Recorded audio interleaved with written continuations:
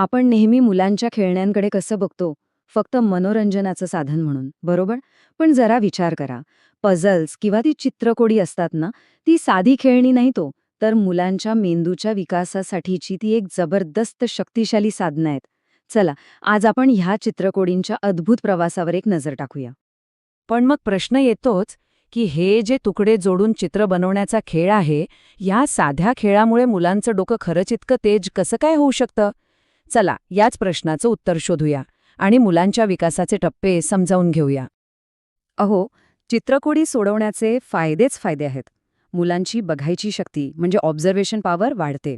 कोणता तुकडा कुठे बसेल याचा विचार करताना त्यांची लॉजिक वापरायची सवय वाढते. आणि जेव्हा एखादा तुकडा बसत नाही तेव्हा ते प्रॉब्लेम सॉल्व्हिंग शिकतात. एकाग्रता तर वाढतेच, पण सगळ्यात भारी गोष्ट काय आहे माहितीये? ते चित्र पूर्ण झाल्यावर मिळणारा आनंद. तो आनंद त्यांचा कॉन्फिडन्स एकदम वाढवून टाकतो. तर आज आपण काय काय बघणार आहोत? आपण मुलांच्या विकासाचा एक प्रवासच बघणार आहोत. सगळ्यात आधी मुलं तुकडे जोडायला कशी शिकतात, मग चित्रात काय मिसिंग आहे ते कसं शोधतात, आणि शेवटी दोन चित्रांमधला फरक ओळखण्याइतके एक्सपर्ट कसे होतात. चला तर मग सुरू करूया. आपली पहिली पायरी, वय वर्ष 3 ते 4. या वयातली मुलं म्हणजे नुकतीच सुरुवात करणारी. तर ह्या टप्प्यावर सगळ्यात महत्वाचं काय आहे? तर 2 तुकडे जोडून एक पूर्ण चित्र बनवण्याची सोपी क्रिया शिकणं. या वयात ना प्रत्येकाची भूमिका अगदी ठरलेली असते. मुख्य उद्देश काय? तर एकदम साधी 2 ते 4 तुकड्यांची कोडी सोडवणं. आता इथे मोठ्या माणसांची भूमिका काय? तर मुलांना मदत करायची. म्हणजे तुकडे सरळ करून दिले किंवा हे कसलं चित्र आहे असं विचारून त्यांना खेळात गुंतवून ठेवलं. आणि मुलांचं काम फक्त ते 2 तुकडे जोडून चित्र पूर्ण करण्याचा तो निरागस प्रयत्न करणं. आणि मुलांशी बोलायचं कसं, याचं हे एक मस्त उदाहरण आहे. "अरे रे, हे सफरचंद तर तुटलंय, मला जोडून देणार का?" असं प्रेमळपणे विचारल्यावर मुलाला खेळातूनच काहीतरी नवीन तयार करायला आणि मदत करायला प्रोत्साहन मिळतं. आणि हो, यासाठी काही महागडी खेळणीच हवीत असं अजिबात नाही. घरातल्या वस्तू वापरूनही हे करता येतं. उदाहरणार्थ, हे बिस्किटाचं कोडं. एक बिस्किट घ्या, त्याचे 2 तुकडे करा आणि मुलाला ते पुन्हा जोडायला सांगा. बघा, जोडण्याची संकल्पना किती सहज समजते ते. चला, आता पुढच्या टप्प्यावर जाऊया. वय वर्ष 4 ते 5. आता इथं फक्त जोडकाम नाहीये, तर आता विश्लेषण आणि ओळखण्याची क्षमता डेव्हलप करण्यावर भर दिला जातो. या वयात मुलांची क्षमता बऱ्यापैकी वाढलेली असते. आता ते 6 ते 10 तुकड्यांची कोडीसुद्धा आरामात सोडवू शकतात.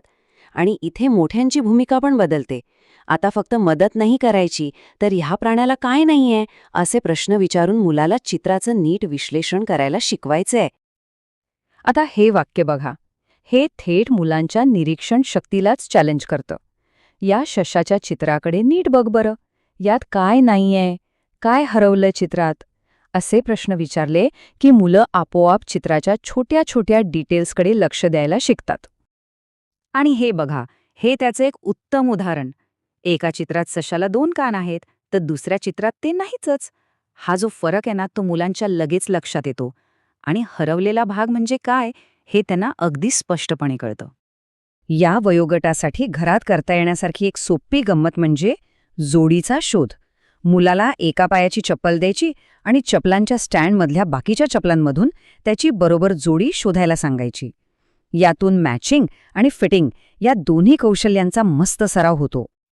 आणि आता आपण आलो आहोत शेवटच्या आणि सगळ्यात ॲडव्हान्स टप्प्यावर, वय वर्ष 5 ते 6. या वयात मुलं आता स्वतंत्रपणे विचार करायला लागतात आणि 2 गोष्टींची तुलनाही करू शकतात. आता आपण आलोय एक्सपर्ट लेव्हलला. इथे उद्देश अजून चॅलेंजिंग आहे.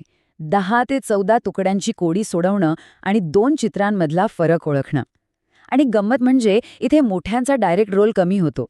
आपलं काम फक्त मुलांना प्रोत्साहन देणं आणि त्यांना स्वतंत्रपणे विचार करू देणं. हा संवाद बघा मुलांच्या बुद्धीला कशी चालना देतो. ही 2 चित्र बघ, दिसायला सारखीच आहेत, पण दुसऱ्या चित्रात काहीतरी वेगळं आहे. शोध पाहू असं चॅलेंज दिलं की मुलं अजून बारकाईने निरीक्षण करायला शिकतात. घरातलं एक साधंसं काम सुद्धा शिकण्याची संधी होऊ शकतं. समजा पुस्तकाचं किंवा वर्तमानपत्राचं पान फाटलंय, ते दुरुस्त करणं. ते फाटलेले तुकडे एकमेकांना जुळवून त्यावर चिकटपट्टी लावणं, हे म्हणजे एक प्रकारे खरं कोडं सोडवण्यासारखंच आहे, नाही का?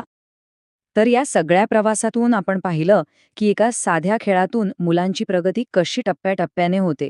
आता आपण या सगळ्या ॲक्टिव्हिटीजमधून नक्की कोणते विकासाचे टप्पे गाठले जातात याची एक थोडक्यात समरी बघूया. तर मग या संपूर्ण प्रवासाचं सार काय आहे ते इथे एकदम स्पष्ट दिसतंय.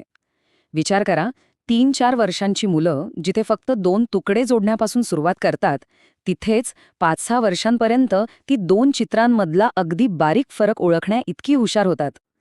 हा जो बौद्धिक विकास आहे ना, तो खरंच कमालीचा आहे.